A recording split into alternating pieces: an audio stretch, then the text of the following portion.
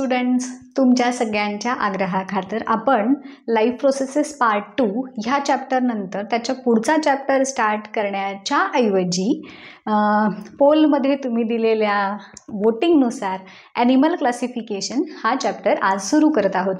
So before starting with the chapter तुम्हाला काही महत्त्वाच्या सूचना मला द्यायच्या आहेत related to this chapter. Classification, ते क्रायटेरिया लक्षात कसे ठेवायचे ह्याची ना एक टेक्निक आहे. ती टेक्निक मी तुम्हाला ह्या लेक्चर्सच्या मध्ये सांगेनच, परंतु कधी कधी काही कन्सेप्ट किंवा काही प्रश्न अनावधानाने आपल्याकडून विसरले जातात आणि करायचे राहून जातात आणि बरेचदा ते एक्झाममध्ये आल्यानंतर मग आपल्याला वाटतं की अरे यार, हे तर आपण करायचंच विसरलो, असं कसं राहिलं वगैरे वगैरे. सो असं तुमच्या बाबतीत होऊ नये यासाठी खास आजचा हा इम्पॉर्टंट बेसिक कन्सेप्ट हा व्हिडिओ बनवलेला आहे. याच्यामध्ये as you can see here एक चार्ट दिसतोय ना, तर हा चार्ट तुमच्या टेक्स्टबुकच्या आय थिंक पेज नंबर 61 वगैरे काहीतरी आहे. तर त्यावरती एक fill in the blank kind of chart तुम्हाला दिलेला आहे आणि तसाच सेम चार्ट तुम्हाला एक्झाममध्ये विचारण्याची शक्यता आहे. ह्याच्या मागचं रिझन सांगते. बरेचसे कन्सेप्ट तुम्हाला जे can you tell, can you रिकॉलमधले असतात ते देखील बोर्ड एक्झाममध्ये विचारले जातात आणि हा चार्ट त्याच्याच वरती बेस्ड आहे. इफ यू डू रिमेंबर, आपण हे कोणत्या स्टँडर्डमध्ये शिकलोय? 8th स्टँडर्डमध्ये, right. सो 8th स्टँडर्डमधला आपला जो पहिला चॅप्टर होता त्याच्यामध्ये आपण RH विटाकरची जी 5 किंगडम सिस्टम क्लासिफिकेशन शिकलेलो होतो त्यातला हा चार्ट आहे. थोडासा मॉडिफाईड आहे. काय चेंजेस आहेत, काय फरक आहे 8th मधल्या चार्टमध्ये आणि ह्या चार्टमध्ये मला कमेंट करून नक्की सांगा. सो इथं जे अंडरलाईन केलेला पार्ट आहे हा तुमच्या टेक्स्टबुकमध्ये फिल इन द ब्लँकमध्ये आहे आणि जो अंडरलाईन केलेला नाही, ॲक्च्युली हा पण अंडरलाईनमध्ये येतो, तर तो तुम्हाला रिटर्नमध्ये दिलेला आहे. सो असा चार्ट तुम्हाला विचारलेला आहे 1 वर्षी, म्हणून तुम्हाला आठवण करून देण्यासाठी मी हा मुद्दामून इथं इन्क्लूड केलेला आहे. सो पहिल्यांदा लिव्हिंग ऑर्गॅनिझम्सना आपण 2 ग्रुप्समध्ये क्लासिफाय केलं. आता हा चार्ट एक्सप्लेन करत असताना सायमल्टेनियसली हा पार्ट मी तुम्हाला एक्सप्लेन करणार आहे, म्हणून हे दोन्ही ॲट अ टाईम दिलेले आहेत. हा पार्ट तुम्हाला कॅन यू रिकॉलमध्ये विचारला आहे की what are the criteria for classification of living organism विचारलं जाण्याची शक्यता नाकारता येत नाही आणि म्हणून ह्या चार्टवरती बेस्ड हा पार्ट आपण बघूयात.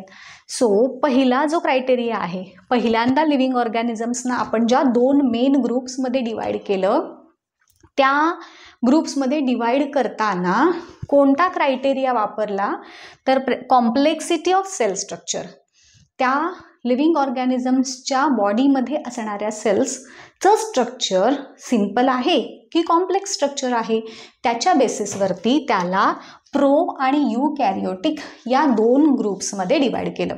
ॲज यू नो, प्रोकॅरियोटिक म्हणजे which are having simple cell structure, eukaryotic ज्यांच्यामध्ये कॉम्प्लेक्स सेल स्ट्रक्चर असतं. प्रोकॅरियोटिकमध्ये सेल साईज लहान असतो, यूकॅरियोटिक सेल्स ह्या कंपॅरेटिव्हली मोठ्या असतात. वेल डिफाईन्ड न्यूक्लियस आणि जे सेल ऑर्गॅनल्स आहेत त्या प्रोकॅरियोटिकमध्ये ॲब्सेंट असतात. यूकॅरियोटिकमध्ये वेल डिफाईन्ड न्यूक्लियस आणि ऑर्गॅनल्स हे प्रेझेंट असतात. असा काही मेजर डिफरन्स आपण ह्या 2 प्रकारात सांगू शकतो. सो जो पहिला क्रायटेरिया फॉर क्लासिफिकेशन आहे कॉम्प्लेक्सिटी ऑफ सेल स्ट्रक्चर, याच्या आधारावरती लिव्हिंग ऑर्गॅनिझम्सना प्रो आणि यूकॅरियोटिक या 2 काय म्हणतात आपण ग्रुप्समध्ये डिवाईड केलं, प्रोकॅरियोटिक आणि यूकॅरियोटिक. समजलं? त्यानंतर आता ह्या प्रकारात डिवाईड केल्यानंतर परत तुम्हाला दिसतंय प्रोकॅरियोटिकमध्ये कंपल्सरी सगळ्या सेल्स युनिसेल्युलर आहेत आणि प्रोकॅरियोटिकमध्ये एकच आपण जो किंगडम बघितला तो आहे किंगडम मोनेरा. सगळे बॅक्टेरिया जे आहेत ते ह्या कॅटेगरीमध्ये येतात. सो एकमेव किंगडम आहे असा की जो युनिसेल्युलर आणि प्रोकॅरियोटिक आहे, दॅट इज किंगडम मोनेरा.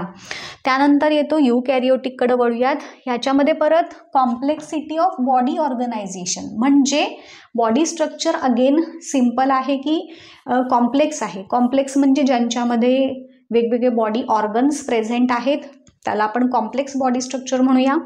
आणि सिम्पल म्हणजे बॉडी ऑर्गन्स आणि वेगवेगळे ऑर्गन सिस्टम्स या ज्यांच्यामध्ये नाहीत असे simple. So complexity of body organisation याच्या बेसिसवरती लिव्हिंग ऑर्गॅनिझम्सना आपण युनिसेल्युलर आणि मल्टीसेल्युलर या 2 कॅटेगरीजमध्ये डिवाइड केलं. सो दुसरा क्रायटेरिया फॉर क्लासिफिकेशन आहे कॉम्प्लेक्सिटी, आणि त्याच्या बेसिसवरती आपण युनिसेल्युलर अँड मल्टीसेल्युलर असे 2 त्याचे कॅटेगरीज बनवल्या. आता अगेन युनिसेल्युलरमध्ये एकच किंगडम आहे, that is kingdom Protista. Eukaryotic unicellular याच्यामध्ये एकच किंगडम आहे प्रोटिस्टा, ज्याच्यामध्ये अमिबा, पॅरामेशियम सारखे युनिसेल्युलर ऑर्गॅनिझम्स येतात. बरेचदा इवन 10वीमध्ये असणाऱ्या स्टुडंट्सचा असा डोक्यात समज असतो की प्रोकॅरियोटिक म्हणजे सिंगल सेल असणारे, युकॅरियोटिक म्हणजे मेनी सेल असणारे, तर तसं नाही आहे. युकॅरियोटिकमध्ये पण युनिसेल्युलर हे ऑर्गॅनिझम आहेत आणि त्याचं एक्झाम्पल आहे अमिबा, पॅरामेशियम, युग्लिना यासारखे ऑर्गॅनिझम्स. हे डोक्यात ठेवा. त्यानंतर परत मल्टीसेल्युलरमध्ये 2 कॅटेगरी झाल्या, विथ सेल वॉल आणि without cell wall. I think हा पण फिल इन द ब्लँकवाला आहे. ज्यांच्यामध्ये सेल वॉल आहे असे, ज्यांच्यामध्ये सेल वॉल नाही असे. सेल वॉल ज्यांच्यात नाही तो किंगडम ॲनिमालिया आहे. अर्थातच मग इथे नो सेल वॉल म्हणू आपण. जर असेल तर तो ॲनिमल्स, आणि सेल वॉल जर प्रेझेंट असेल तर ते प्लांट्स अँड फंगस. हे 2 कॅटेगरीज झाल्या. त्यानंतर आता बघा सेल वॉल पण ज्यांच्यामध्ये 2 प्रकारची आहे. खरं तर याच्यात तुम्ही अजून एक असं पण, म्हणजे इथं जसं दिलंय की नाही ऑटोट्रॉप्स, हेट्रोट्रॉप्स असं पण लिहू शकता, किंवा cell wall made up of cellulose आणि cell wall made up of chitin असं देखील तुम्ही सांगू शकता. ऑटोट्रॉप्स, हेट्रोट्रॉप्स हे समजायला सोपं आहे, सो असं देखील तुम्ही लिहू शकता. पण लक्षात ठेवा, जर तुम्ही असं म्हटलं की ज्यांची सेल वॉल सेल्युलोजची बनलेली आहे ते येतात किंगडम प्लांटीमध्ये. ज्यांची सेल वॉल कायटीन ह्या शुगरची बनलेली आहे ते येतात किंगडम फंजायमध्ये. फंजाय दोन्ही उच्चार करतात. फंगाय मोस्टली, फंगी असं काही काही बरेचसे प्रोनाउन्सिएशन्स त्याच्यामध्ये मला बघायला मिळतात. सो हा किंगडम झाला. विथ सेल वॉलमध्ये हेट्रोट्रॉप्स फंगस, ऑटोट्रॉप्स प्लांटी, आणि विदाऊट सेल वॉल किंगडम ॲनिमालिया.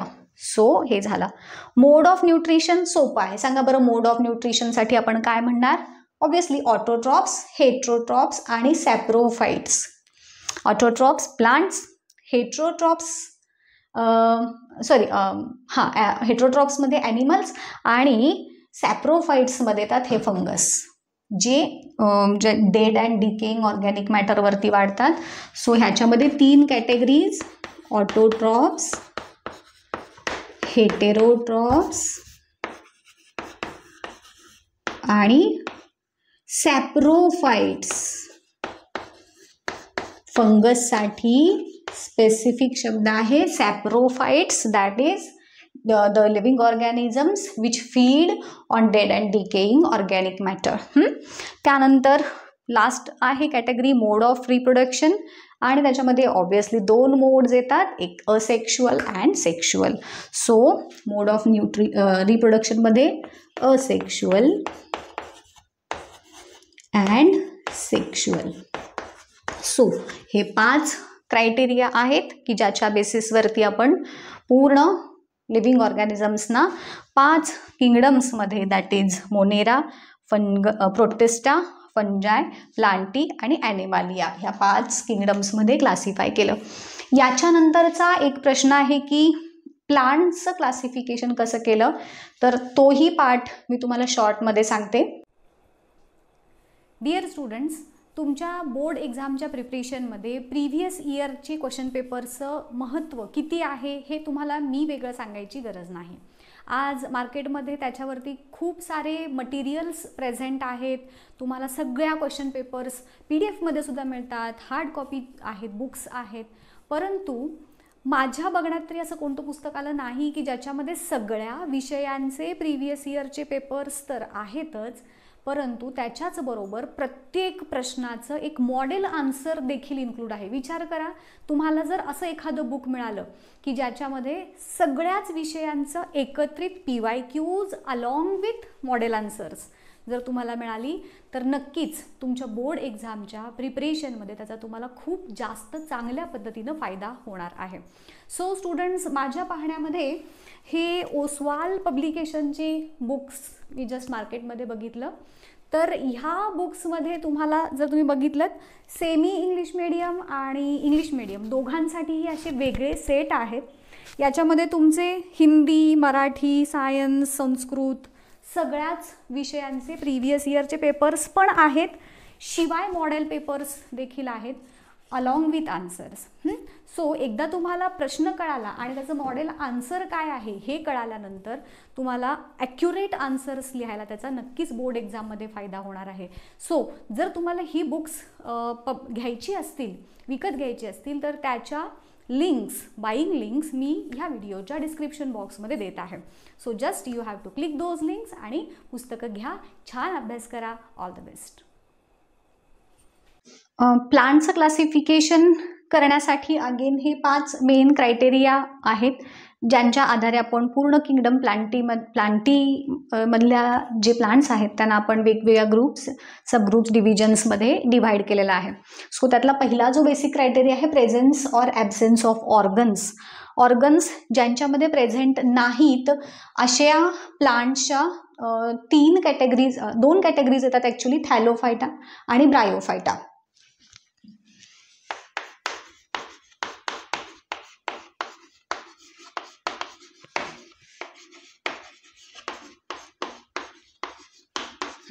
यांच्यामध्ये नो ऑर्गन्स आणि ज्यांच्यामध्ये ऑर्गन्स प्रेझेंट आहेत ते आहेत टेरिडोफाइट्स अँड फॅनेरोगॅम्स. आता बघा, मी थोडंसं तुम्हाला एक रिकॉल करून देते.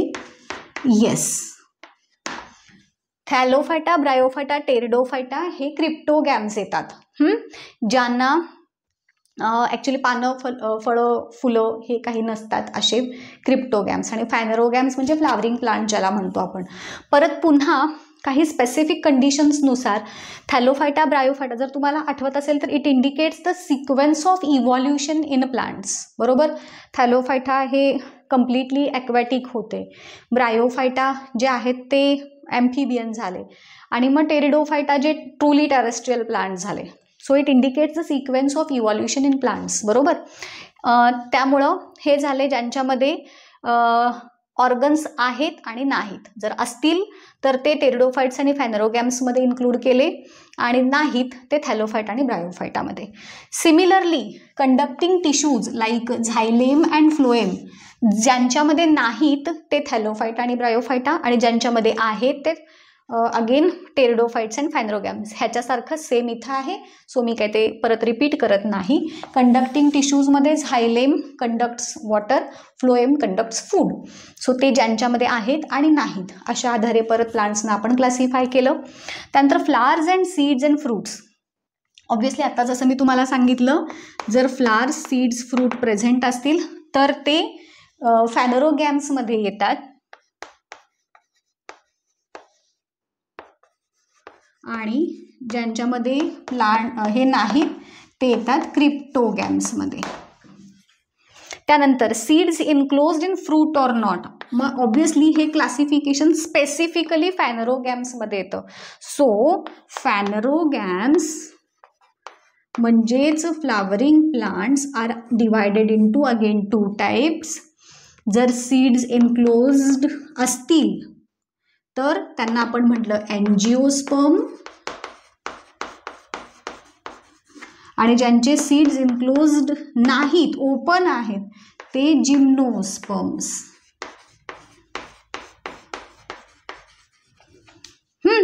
त्यानंतर परत नंबर ऑफ कोटिलिडॉन्स. कोटिलिडॉन्स म्हणजे सीडचे जर 2 इक्वल पार्ट्स होत असतील. आता मग कोटिलिडॉन्स कुणामध्ये असणार आहेत? अँजिओस्पर्मचं. सो हे स्पेसिफिकली अँजिओस्पर्मचं डिव्हिजन आहे 2 कॅटेगरीजमध्ये. जर 1 कोटिलिडॉन असेल तर त्यांना आपण मोनोकॉट म्हटलं, जसं की ज्वार, मेज, बाजरा वगैरे तुम्हाला माहीत आहे. आणि जर नंबर ऑफ कोटिलिडॉन्स 2 असतील तर त्यांना आपण डायकॉट म्हटलं, जसं की चिक्कू, आंबा यासारखी फळं जी आहेत, किंवा इव्हन आपल्या डाळी वगैरे. सो हे झालं प्लांट्सचं क्लासिफिकेशन वेगवेगळ्या क्रायटेरियाच्या आधारे.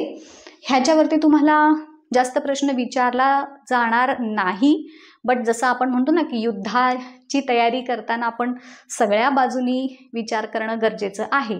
आणि परीक्षेमध्ये प्रश्न तुम्हाला जे बुकमध्ये आहेत त्याच्यावरती कंपल्सरी विचारणार. सो बोर्ड असं म्हणणार नाही ना तुम्हाला की पुस्तकाच्या बाहेरचं तरी काही नाही आहे. सो आपण जे पुस्तकात आहे त्याची व्यवस्थित प्रिपरेशन करून जायची. प्रिपरेशनसाठी आपला 10वीचा व्हॉट्सअप ग्रुप जॉईन केलात का? लिंक डिस्क्रिप्शन बॉक्समध्ये देत आहे. त्याच्यामध्ये सगळे इम्पॉर्टंट व्हिडिओज, नोट्स आणि जे काही अदर अपडेट्स असतील ते त्या ग्रुपमध्ये आपण सगळे शेअर करत असतो. सो जॉईन करा तो व्हॉट्सअप ग्रुप, तुमच्या नक्कीच फायद्याचं होईल. सो हे होते काही इम्पॉर्टंट प्रश्न जे तुम्ही अनावधानाने स्किप करू शकता. सो इथेच थांबणार आहे मी आज. नेक्स्ट व्हिडिओमध्ये ह्याच्या पुढचा पार्ट आपण क्लासिफिकेशनचे जे प्रकार आहेत ते, त्याचे बेसिस, त्याचे क्रायटेरिया, हे सगळे पार्ट डिटेलमध्ये डिस्कस करणार आहोत. इथेच थांबते. पुन्हा भेटूयात नेक्स्ट व्हिडिओमध्ये. Till then good bye. Thank you.